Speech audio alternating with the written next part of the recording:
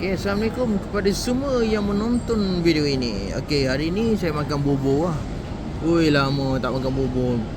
Bubur apa ni? Bubur caca dengan kuah kokonat kelapa. Oh, sedap ni. Ditambah pula dengan air apa ni? Biscoff. Oh, aku sukalah tekstur dia. Suka lah.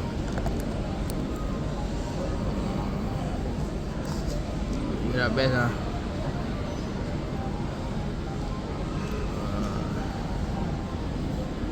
Oh, sedap ni. Lama tak makan bubur. Tapi bubur ni panas ni. Tak boleh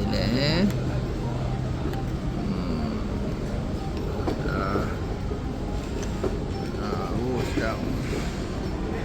Ni kedai dia. Oh, 2 kali lah kedai ni aku buat review.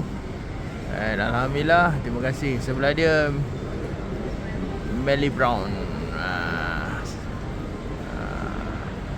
Support sikit lah. Okay, alhamdulillah, terima kasih. Assalamualaikum. Pergi bahagian kedua pula.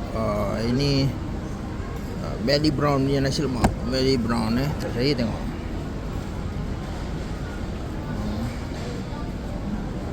Lemak dia, sambal dia. Ni burger dia.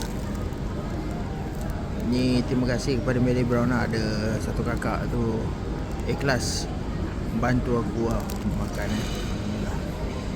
Suruh dia Melly Brown terbaik lah. Ni air dia.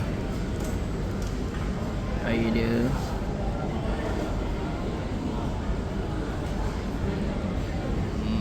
Jom kita makan nasi lemak ni. Assalamualaikum. Jom kita makan.